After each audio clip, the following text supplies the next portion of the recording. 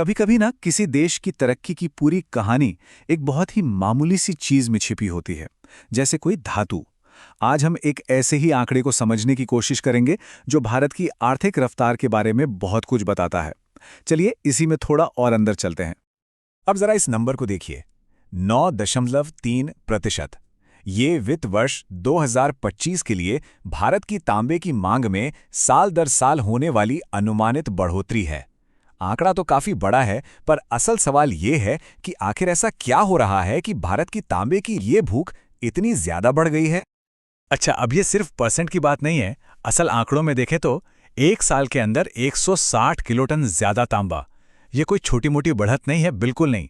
सोचिए, ये वो अतिरिक्त 160 किलोटन तांबा है जो हमारी सड़कों, नई नई इमारतों और हमारे इलेक्ट्रॉनिक गैजेट्स में लग रहा है। ये विकास की असली नींव है जो हमें हमेशा दिखती नहीं। तो ठीक है, मांग तो बढ़ रही है, पर ये आ कहां से रही है? कौन से इंजन हैं जो इस गाड़ी को इतनी तेजी से खींच रहे हैं? चलिए देखते हैं कि इस उछाल के पीछे कौन कौन से सेक्टर्स का हाथ है।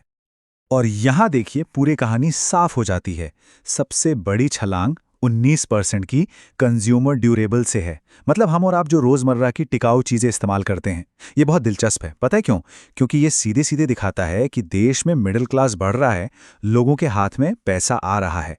और इसके ठीक पीछे हैं इंफ्रास्ट्रक्चर और कंस्ट्रक्शन, जो कि देश के बुनियादी ढांचे के विस्तार की कहानी खुद ब खुद कह रहे हैं। तो जब हम इन सेक्टर्स की बात करते हैं तो इसका असल जिंदगी में क्या मतलब है? चलिए इसे थोड़ा और आसान बनाते हैं। कंज्यूमर ड्यूरेबल्स मतलब सोचिए उन लाखों नए एसी और पंखों के बारे में जो इस बढ़ती गर्मी में बिक रहे हैं। इंफ्रास्ट्रक्चर, इसका मतलब है देश के कोने कोने में जो सोलर पैनल लग रहे हैं, जो विंड टरबाइन घूम रही हैं। और कंस्ट्रक्शन, अरे वो तो हमें अपनी आंखों से दिखता है। हर शहर में बनते नए घर, ऑफिस और बड़ी बड़ी फैक्ट्रियां। लेकिन रुकिए, ये कहानी सिर्फ डिमांड, सप्लाई और आंकड़ों की नहीं है। ये इससे कहीं बड़ी है। ये कहानी जुड़ी है भारत की एक बहुत बड़ी महत्वाकांक्षा से। तो चलिए इस मांग को अब भारत के भविष्य के चश्मे से देखते हैं। आईसीएआई इंडिया के मैनेजिंग डायरेक्टर श्री मयूर करमारकर ने इस पर एक बहुत ही सटीक बात कही है। तांबे की ये जो डिमांड है ना, ये सिर्फ एक मेटल की डिमांड नहीं है। ये एक आईना है जो दिखा रहा है कि भारत का औद्योगिक चेहरा कैसे बदल रहा है, कैसे वो ग्रीन एनर्जी की तरफ जा रहा है और कैसे एक मॉडर्न इंफ्रास्ट्रक्चर बनाने के लिए कमिटेड है। और ये सारी बातें जाके जुड़ती हैं भारत के एक बहुत बड़े सपने से, विकसित भारत एट 2047। देखिए, एक विकसित देश बनने का मतलब क्या होता है? इसका मतलब है वर्ल्ड क्लास इंफ्रास्ट्रक्चर, एक ऐसी इकोनॉमी जो ग्रीन एनर्जी पर चले और एडवांस्ड मैन्युफैक्चरिंग। और इन सब चीजों की जो लाइफलाइन है वो है तांबा। इसके बिना उस भविष्य को बनाना लगभग नामुमकिन है। तो ठीक है, रफ्तार तो हमने पकड़ ली है, लेकिन इस रफ्तार को बनाए रखने के लिए और आने वाले कल की जरूरतों को पूरा करने के लिए हमें करना क्या होगा? चलिए अब इस पूरी बातचीत के सबसे जरूरी हिस्से पर आते हैं।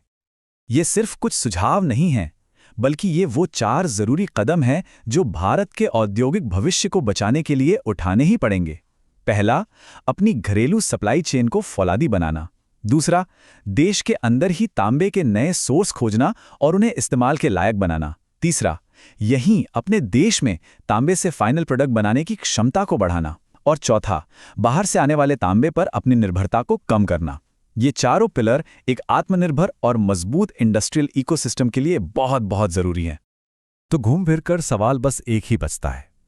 भारत अपना भविष्य तो बहुत तेजी से बना रहा है, पर क्या उस शानदार इमारत को खड़ा करने के लिए जो ईंटें लगनी हैं, जो जरूरी सामान लगना है, वो हमने सुरक्षित कर लिया है? इस एक सवाल का जवाब ही विकसित भारत के सपने का भविष्य तय करेगा।